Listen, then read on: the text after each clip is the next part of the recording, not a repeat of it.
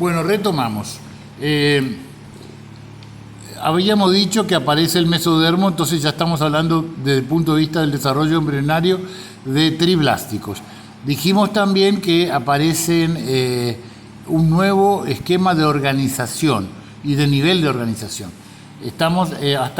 Hasta ahora habíamos hablado, en el caso de las esponjas o poríferos, hablamos de agregados celulares. Y después con los nidarios, organización tisular, o sea, había tejidos pero no órganos. Y luego, en el siguiente nivel que estamos hablando ahora, ya hablamos de órganos.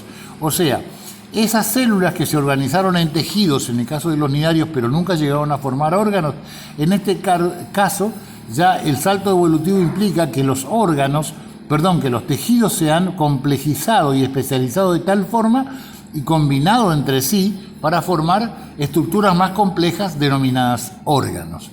Otro elemento importante que aparece en el estudio de los platelmintos es la simetría bilateral, ¿no es cierto? Que hasta ahora no la habíamos visto o formas asimétricas, como es el caso de los poríferos, o de simetría radial, como es el caso de los nidarios, pero no de simetría bilateral, donde acá sí ya se consolida esta estructura del cuerpo de simetría bilateral.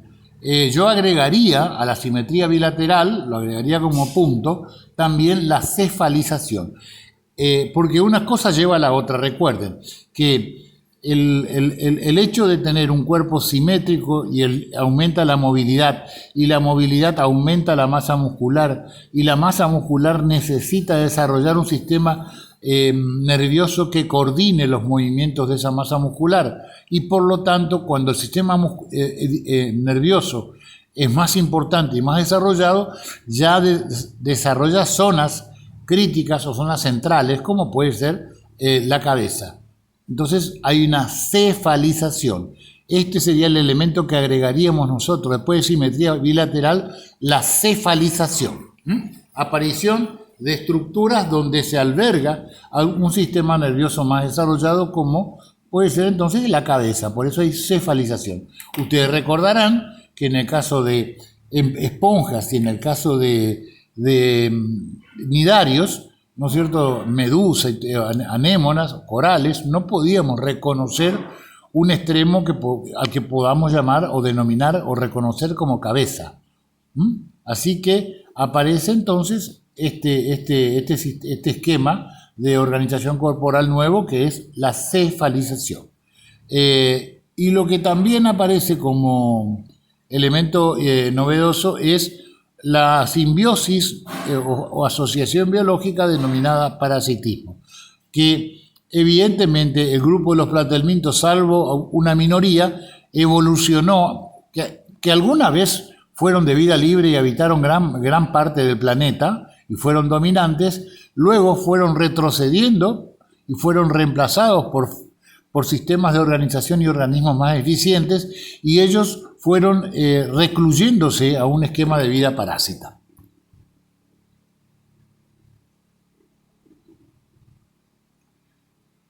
Habíamos ya citado que se trataba de animales acelomados, o sea que no poseían cavidad del cuerpo. Reiteramos, son los primeros animales triblásticos, o sea, con 3 capas de tejido, agregamos el mesodermo. Originalmente vivían libremente, como les decía, en el medio acuático, pero luego evolucionaron hacia formas de vida parásita. Su desplazamiento es con la ayuda de cilios en algunos grupos, y desplazan o segregan un mucus sobre el cual que lubrica su movimiento sobre una superficie. Y también a eso hay que agregar movimientos de sus capas musculares del cuerpo. Y bueno, como les decía yo en la imagen anterior, rápidamente fueron aventajados por otros organismos mucho más eficaces mecánicamente y biológicamente, y ellos se recluyeron a formas, en su enorme mayoría, no todos, a formas de vida parásitas. Bueno, una de las características más destacadas de los platelmintos es su achatamiento, el achatamiento de su cuerpo, de la superficie dorso-ventral. Entonces, ¿esto a qué se debe? Esto se debe a que, inclusive, el aumento de cierto nivel de tamaño, de volumen del cuerpo, requería, el nivel de tamaño del cuerpo, o sea, el aumento del volumen, más la ausencia de una cavidad del cuerpo, dificultaban seriamente o ponían límites al transporte tanto de alimentos como de gases y también elementos metabólicos. Entonces era un organismo no era muy eficiente, digamos. Por eso fue la tendencia a aplanar su cuerpo y acercarlas a ambas superficies, la superficie dorsal y la ventral, aproximarlas, achatarse, para que de esa forma se pueda difundir eficazmente la respiración y los gases, los productos de secreción y también los productos de nutrición o la distribución del alimento. A eso se debe el proceso de aplanamiento o achatamiento que sufrieron sus cuerpos, a la necesidad de buscar mayor proximidad entre las superficies del cuerpo para de esa forma poder hacer el transporte de metabolitos, poder respirar, intercambio de gases, ¿no es cierto? Y también de alimentos.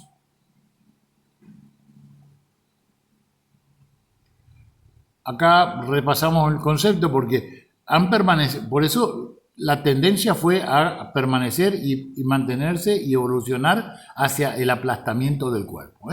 La relación de la superficie. Acá vemos prácticamente lo que estábamos diciendo en este gráfico. Fíjense, esto es el corte por un plano transversal de un platelminto. En primer lugar podemos notar que la pared del cuerpo y la capa muscular, y en el medio podemos encontrar una de las vísceras que sería el intestino. Y en el medio hay una masa mesenquimatosa de relleno. No hay cavidad del cuerpo, chicos. Tengan en cuenta, en acelomados, A es un prefijo de negación, celoma. Acelomados, no celoma. Entonces, fíjense, en un cuerpo compacto, sin cavidad y líquido, es muy difícil hacer el transporte de los gases, por ejemplo, oxígeno, de la capa superficial o el epitelio superficial del cuerpo hacia los órganos internos. También es muy difícil que los nutrientes que se absorben en el intestino puedan transportarse hacia los otros tejidos y órganos del cuerpo. ¿Y qué solución encontraron los platelmintos para salvar esta limitación o esta limitante que le implicaba no tener cavidad del cuerpo ni sistema circulatorio? El aplastamiento del cuerpo. Ellos, a través del aplastamiento del cuerpo, achicaron las distancias. Entonces, ningún lugar es muy lejos o demasiado prolongado para poder tener acceso al oxígeno, a la emisión de dióxido de carbono, por ejemplo, para respirar, al transporte de nutrientes. Han acercado su superficie para de esa forma achicar las distancias y poder hacer el transporte de su metabolismo. Bueno, acá vemos también cómo los platelmintos, los grupos principales.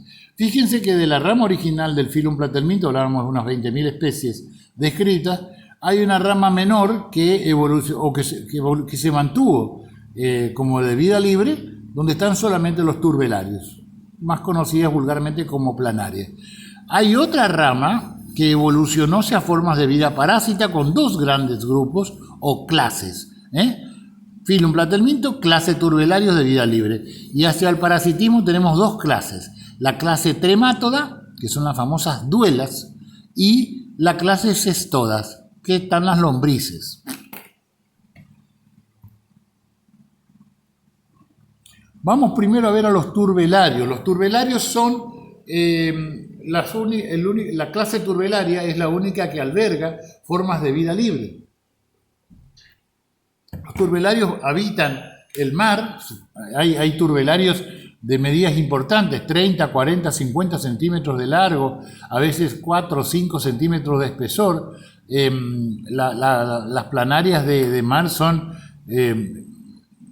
tienen colores bellísimos. Fíjense ahí abajo, podemos ver algunas de distintos colores, de distintas texturas, son nadadoras, ¿no es cierto? Y realmente son muy bellas, muy bonitas. Pero el aspecto es muy atractivo. Pero la más conocida y la que vamos a estudiar nosotros es la que está en el medio, la estrella o el protagonista principal de los turbellarios es la Euplanaria duhesa. Fíjense, la euplanaria mide 1,5 milímetros aproximadamente de largo, es un gran nadador, vive en aguas continentales o en aguas dulces.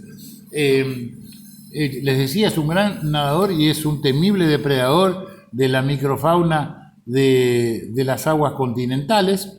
Tiene este aspecto como, esta es la extremidad cefálica donde ya podemos, fíjense que acá podemos diferenciar bien cuál es la extremidad cefálica, porque se ha generado este proceso denominado cefalización.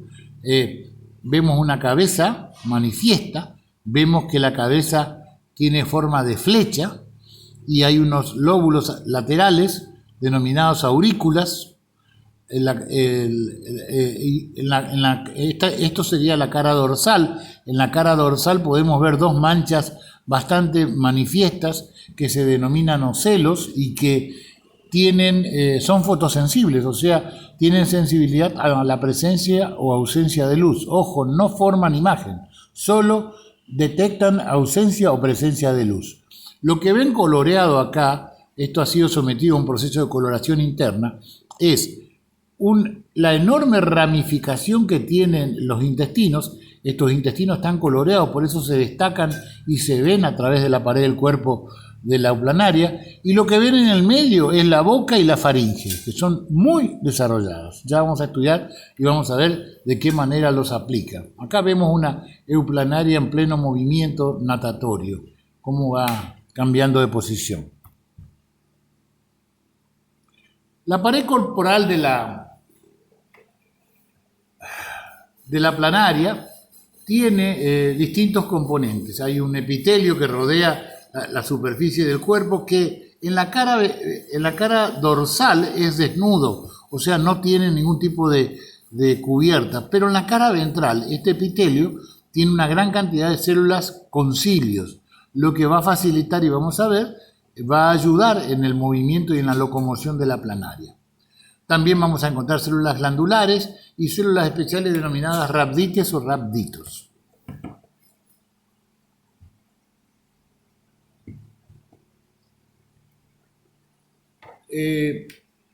Acá vemos otro corte donde podemos ver ya inclusive un poco más de detalle.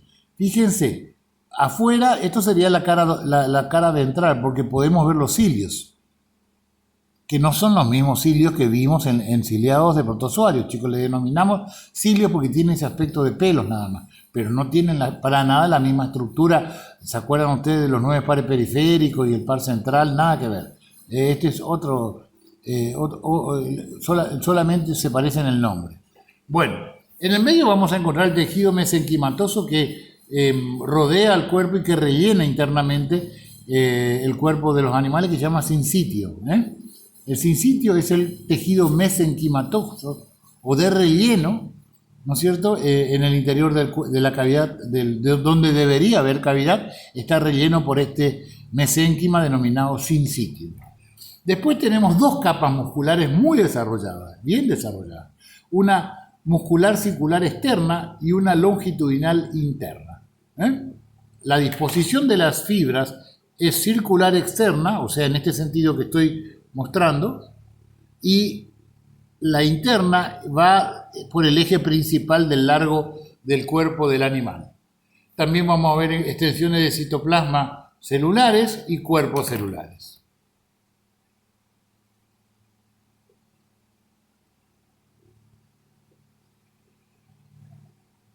Pero primero creo que estoy obviando un par de cosas. Vamos para atrás de vuelta a la primera imagen. En esta primera imagen quiero destacar alguna estructura que me estoy olvidando.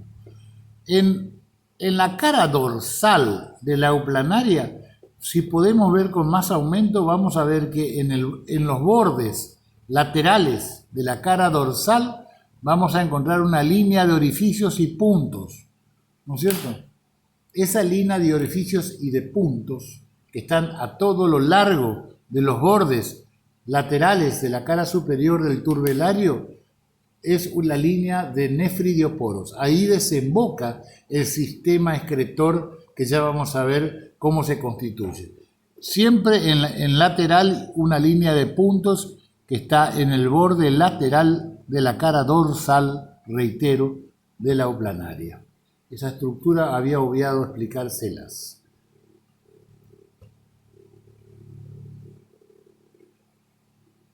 Bueno, dijimos que los platelmitos tienen un serio problema. Al carecer de cavidad del cuerpo y líquido, se dificulta seriamente el transporte de nutrientes, productos de excreción, del metabolismo, respiración y demás. En el caso de la alimentación, fíjense, ¿qué solución encontraron? Por un lado, ustedes ya saben, la primera solución y principal es la de haber aplanado sus cuerpos, o sea, achicar la distancia entre la superficie dorsal y la ventral. Esa es una primera solución general que encontró para poder realizar sus procesos orgánicos y biológicos, los platelmintos. En el caso de la alimentación, euplanaria y los platelmintos en general han desarrollado un sistema digestivo, un tubo digestivo que tiene una enorme ramificación. Fíjense cómo acá ven en rojo, está la entrada de la boca y la faringe que está en el medio del cuerpo del animal, ¿no es cierto?, que da acceso a un sistema digestivo que tiene 3 ramas principales. Acá faltaría la tercera, que la han quitado para que ustedes puedan ver las otras estructuras. Es como una Y acostada. Hacia adelante tiene una sola rama y hacia atrás tiene 2 ramas principales del intestino. El tubo digestivo es incompleto, o sea, tiene boca, tiene intestino, pero no tiene ano. Por lo cual el alimento siempre es regurgitado hacia el exterior o metabolizado. Y fíjense, lo que hay es